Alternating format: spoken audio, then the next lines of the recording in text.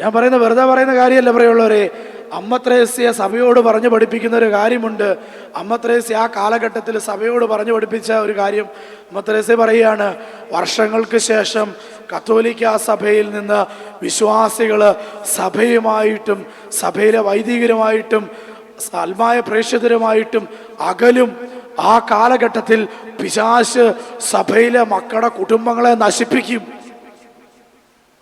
നോക്കിക്കോ, കുടുംബങ്ങൾ നഷ്ടപ്പെട്ടു പോകുന്നതിൻ്റെ കാരണം, പരിശുദ്ധ കുർബാനയിൽ നിന്ന് കുടുംബങ്ങൾ അകന്നു പോകുന്നതിൻ്റെ കാരണം പിശാച് കുടുംബങ്ങളിൽ അത്രമാത്രം സ്വാധീനം ചെലുത്തി കഴിഞ്ഞു.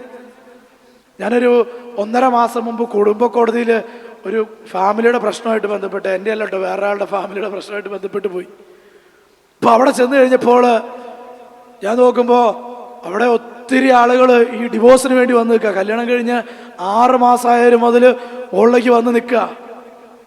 അപ്പോൾ അവിടുത്തെ കൗൺസിലർ എൻ്റെ ഒരു സുഹൃത്തായതുകൊണ്ട് അദ്ദേഹം എന്നോട് പറഞ്ഞു, അവിടെ ചെന്ന് കഴിഞ്ഞപ്പോൾ ഞാൻ അദ്ദേഹത്തെ കാണാൻ വേണ്ടി കയറി ചെന്നപ്പോൾ എന്നോട് പറഞ്ഞു, ഇവിടെ ഇരിക്കുക, നമുക്ക് കുറച്ച് സംസാരിക്കാൻ പറഞ്ഞ് ഇരിക്കുമ്പോൾ എന്നോട് പറഞ്ഞു, ഇവിടെ ഇരിക്കുക, കുറച്ച് കാര്യങ്ങൾ കേൾക്കാം, ധ്യാനത്തിൻ്റെയൊക്കെ സമയത്ത് പറയാമെന്ന് പറഞ്ഞു. അപ്പോൾ ഞാൻ കേട്ടൊരു സംഭവം എന്ന് വെച്ചാൽ, ഒരു പെങ്കൊച്ച് വന്നിട്ട് പറയാ, ബ്രദറെ, ഇവൻ്റെയൊക്കെ കൂടെ ജീവിക്കുന്നതിനെ കഴിഞ്ഞ് നല്ലത് എനിക്ക് മനസ്സിലായൊരു കാര്യം അറിഞ്ഞോ, ഞാൻ ഇനി ലിവിങ് ടുഗദർ ആയിട്ട് ജീവിക്കാൻ ആഗ്രഹിക്കുന്നത്.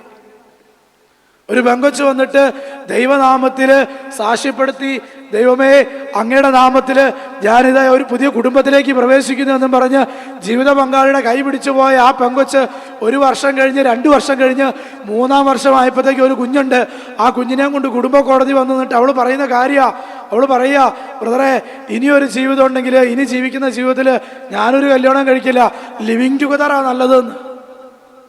ആലോചിച്ച് നോക്കണം. 6 വർഷത്തോളം ആ പെങ്കൊച്ച ഒരു ധ്യാനകേന്ദ്രത്തിൽ ശുശ്രൂഷ ചെയ്ത പെങ്കൊച്ച. 6 വർഷം ഒരു ധ്യാനകേന്ദ്രത്തിൽ ശുശ്രൂഷ ചെയ്തിട്ട് കല്യാണം കഴിച്ച ആ പെങ്കൊച്ച അവള് പറയാണ്, ഈ കുടുംബജീവിതം കൊണ്ടൊന്നും വലിയ അർത്ഥമില്ല, കുടുംബജീവിതത്തിനൊന്നും വലിയ അർത്ഥമില്ലെന്നേ. വർഷങ്ങൾക്ക് മുമ്പ് ജോൺ പോൾ രണ്ടാമൻ മാർപ്പാപ്പ സഭയോട് പറഞ്ഞു പഠിപ്പിച്ചു, മക്കളെ, നിങ്ങൾ ബലിപീഠം വിട്ടു പോകരുത്. ഈ കാലഘട്ടം മുഴുവൻ നിങ്ങൾ ബലിപീഠത്തോട് ചേർന്ന് നിൽക്കണം.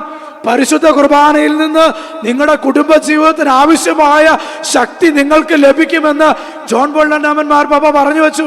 എന്നിട്ട് ജോൺ പോൾ രണ്ടാമൻ മാർപ്പാപ്പ പറഞ്ഞു, പിശാച് കുടുംബങ്ങളെ ഇഷ്ടപ്പെടുന്നില്ല, പിശാചിന് കുടുംബങ്ങളെ ഇഷ്ടപ്പെടുന്നില്ല, അതുകൊണ്ട് കുടുംബങ്ങൾ ധാരാളം തകരും. കുടുംബങ്ങൾ തകരാതിരിക്കാൻ നിങ്ങൾ ബലിപീഠത്തെ കെട്ടിപ്പിടിച്ച് നിൽക്കണം എന്നാ പറഞ്ഞത്. ഇപ്പൊ അങ്ങനെയാ നമ്മൾ ബലിപീഠത്തെ കെട്ടിപ്പിടിച്ചാണോ നിൽക്കുന്നത്? ജോൺ രണ്ടാമൻ മാർപ്പാപ്പ വർഷങ്ങൾക്ക് മുമ്പ് പറഞ്ഞു വെച്ച കാര്യം ഇന്ന് സഭയിൽ നടന്നുകൊണ്ടിരിക്കുക. കഴിഞ്ഞ ദിവസം 48 വയസ്സുള്ള ഒരു ചേട്ടനോട് പറയാ, ബ്രദറെ, ഈ 48ാമത്തെ വയസ്സിൽ ഞാൻ ഡിവോഴ്സിന് നോട്ടീസ് കൊടുക്കേണ്ടി വരുമെന്ന് എനിക്ക് ഉറപ്പാണ്.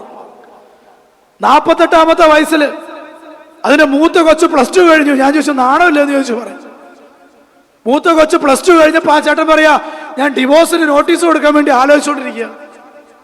എത്രമാത്രം കുടുംബങ്ങൾ തകരുന്നതിന്റെ കാരണം, പ്രിയമുള്ളവരെ, തായ്തണ്ടിനോട് ചേർന്ന് നിൽക്കാതെ മുന്തിരിച്ചെടിയായ ദൈവത്തോട് ചേർന്ന് നിന്ന് ഫലം പുറപ്പെടുവിക്കേണ്ട ക്രിസ്ത്യാനി ആ മുന്തിരിച്ചെടിയെ വിട്ട് ശാഖയായി മാറി സ്വയം ഫലം പുറപ്പെടുവിക്കാൻ ഇറങ്ങി പുറപ്പെടുമ്പോ ഒരു കാര്യം ചിന്തിക്കണം.